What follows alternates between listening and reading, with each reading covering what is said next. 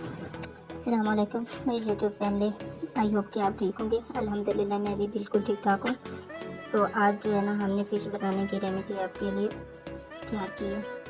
तो देखते हैं कि सिंपल तरीके से फ़िश का कौरमा कैसे बनाया जाता है। तो इसमें आपने स्टेप बाय स्टेप इसको देखना है और किसी जगह को भी आपने स्किप नहीं करना। तो आइए चलते हैं हम अपनी फ़िश बनाने के तरीके की तरफ। तो फ़िश बनाने के लिए सबसे पहले मैंने फ़िश को वॉश कर लिया। तो वॉश करने के बाद फिर मैंने अपने तमाम मसाला जात वगैरह वो चीज़ें काट ली। तो सबसे पहले मैंने प्याज कटिंग की है। प्याज कटिंग करने के बाद फिर मैंने लहसुन छीले और ये सब चीज़ें मैं आपको स्टेप बाय स्टेप करके दिखा रही हूँ। तो कौरमा बनाने के बहुत सारे ऐसे तरीके हैं, तो वो भी साथ साथ मैं आप लोगों के साथ शेयर करती रहूँगी। ये नहीं कि जी ये सिंपल तरीका है तो इसी तरीके से भी आप बना सकते हैं। अगर किसी के पास कोई ग्राइंडर वगैरह मौजूद नहीं है तो कोई बहनें ऐसा ना करें कि जी हम कौरमा कैसे बनाएंगे तो रह ना जाए। तो मैं इसीलिए जी सबसे पहले आप लोगों को सिंपल तरीके से बता रही हूँ कि कौरमा ऐसे भी बनाया जाता है, और भी तरीके मैं आप लोगों के साथ शेयर कर दूँगी। तो आप साथ साथ देखते रहें कि मैं क्या कुछ कर रही हूँ। प्याज काटे हैं, उसके बाद फिर मैंने लहसुन वगैरह ये चीज़ें छील के उनको पीस लिया।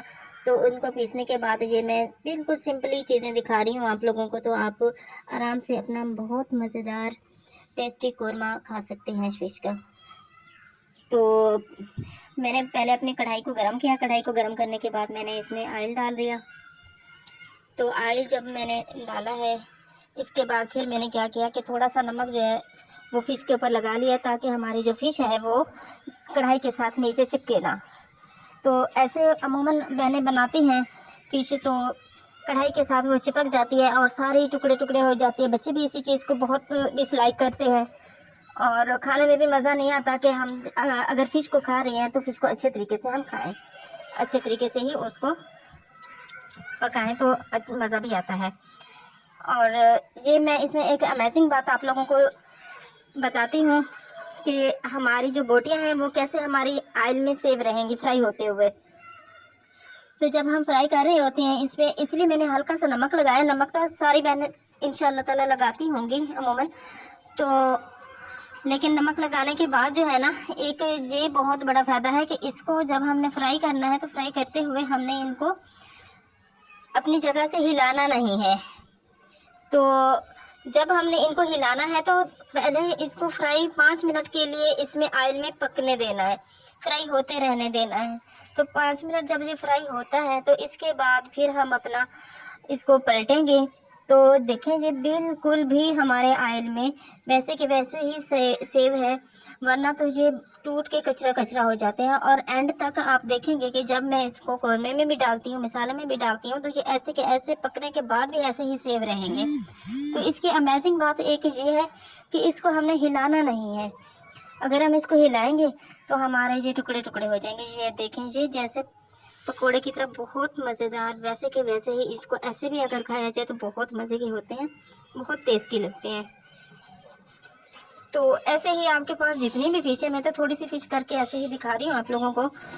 तो जितने भी आप लोगों के पास फ़िश है तो आप उनको ऐसे ही इसी तरीके से हल्का सा नमक लगाएं और उनको फ्राई करने के लिए 5 मिनट के लिए छोड़ दें। और 5 मिनट के बाद फिर आप इसको पलटे के साथ इसके बाद जो है ना, आपने इसमें प्याज ऐड कर लेने हैं। आप देख रहे होंगे कि मैंने प्याज इतने बड़े बड़े काटे हैं, और इसका आप सोच रहे होंगे कि कैसे कौरमा बनेगा। ये अभी मैं आप लोगों को बता के दिखाती हूँ। ये मैंने इसलिए वो किया है कि किसी बहनों के पास, अगर हमारे पास कोई ग्राइंडर वगैरह मौजूद नहीं है तो वो परेशान ना हो कि हम कैसे कौरमा बनाएं। तो प्याज इतने बड़े बड़े रह जाएंगे। जब प्याज हमारे ब्राउन हो जाते हैं, तो ये देखें ब्राउन होने लगे हैं। तो ब्राउन होने के बाद हमने क्या करना है, इनमें टमाटर ऐड कर देने हैं। टमाटर ऐड भी करने हैं और साथ साथ हमने इसमें लहसुन का पेस्ट भी डाल देना है, अदरक लहसुन का, और साथ दूसरे मसाला जात भी हस्ब ज़रूरत डाल देने हैं। और हाँ, एक बात याद रखिए कि इसमें आप लोगों ने नमक बहुत कम इस्तेमाल करना है। क्यों? हमने पहले अपनी फ़िश के ऊपर नमक लगा लिया था, इसलिए आप लोगों ने इसके ऊपर नमक जो है ना वो कम रखना है। ऐसा ना हो कि आप लोगों का सालन फिर खाने का भी ना हो, तो इसमें आप नमक इसमें भी पूरा पूरा डाल लें, और जो हमने फ़िश के ऊपर पहले लगाया था फ्राई करने के लिए वो भी इसमें साथ ऐड हो जाए। तो अब सारे मसाला जात फिर हमने इनको मिक्स करके डाल देने हैं। ये देखिए, आपने देखा होगा कि टमाटर भी मैंने इतने मोटे मोटे काटे हुए हैं। तो मैंने पहले भी आप लोगों को बताया कि ये उन बहनों के लिए हैं जिनके पास ग्राइंडर मौजूद नहीं है, तो वो परेशान ना हो कि हम कैसे फ़िश का कौरमा बनाएं। हमारे पास तो चीज़ें ही नहीं है। तो जब हम इनमें सारे मसाला जात वगैरह डाल लेते हैं, तो इसको 5 मिनट के लिए, हम 5 से 10 मिनट के लिए हम इस मसाले को भूनने के लिए खड़ा देते हैं, थोड़ा सा हल्का सा पानी डालकर, ताकि हमारे मसाला जात भी पक जाए अच्छे तरीके से और हमारा जो ये टमाटर है वो भी गल जाए और ये प्याज भी अच्छे तरीके से गल जाए। तो अभी मैं आपको दिखाती हूँ कि कैसे ये जो है ना पकते हैं और आराम से गल जाते हैं और इनका अच्छा सा एक पेस्ट कौरमा तैयार हो जाता है। तो आप लोगों ने मेरे चैनल को सब्सक्राइब ज़रूर करना है, लाइक शेयर भी करना है। आपको मैं जस्ट यही चीज़ नहीं बता रही, आपको मेरे चैनल से बहुत कुछ मिलने वाला है। तो घर में ऐसी बहुत सारी ऐसी चीज़ें होती हैं जो फजूल पड़ी होती हैं, फजूल खाते में जिसका कोई वो नहीं होता, तो रद्दी के खाते में पड़ी होती हैं। तो मैं आपको उनका बहुत सारी अच्छी अच्छी चीज़ें बनाने की टिप्स भी बताऊंगी कि घर में फजूल पड़ी चीज़ों को हम कैसे काम में ला सकते हैं, डेकोरेशन के लिए भी ला सकते हैं। तो मैं ऐसे बहुत सारे पंगे लेती रहती हूँ। तो डेली कोई ना कोई ऐसी चीज़ कर लेती हूँ जिसके साथ जो है ना हमारा बहुत ज़्यादा फ़ायदा हो जाता है। तो हमें मार्केट में आप देख रहे हैं कि कितना महंगाई का जोर है, तो हम क्या कर सकते हैं। अगर कोई बेचारे मजदूरी करते हैं, हर किसी का दिल चाहता है कि उनका घर भी खूबसूरत हो, अच्छे भी लगे। तो आप घर में पड़ी हुई फजूल चीज़ों को काम में लेके आएँ और अपने आप को, अपने घर को जो है ना डेकोरेट करें और अपने आप को हर काबिल करें कि आप सब कुछ कर सकते हैं। ऐसा नहीं कि हाथ पे हाथ रख के बैठे रहें और जी हम कहाँ से लाएं, इतनी महंगाई का दौर है तो कैसे हम डेकोरेट करें अपने घर को। नहीं, ये देखा आपने मैंने क्या किया है। चलिए अपने टॉपिक की तरफ आते हैं। तो मैंने क्या किया, इसका पेस्ट तैयार किया और फिर मैंने उसको चेक किया। तो अभी वो सही तरीके से हमारे टमाटर और प्याज गले नहीं थे, तो फिर मैंने उसका ढक्कन लगा दिया।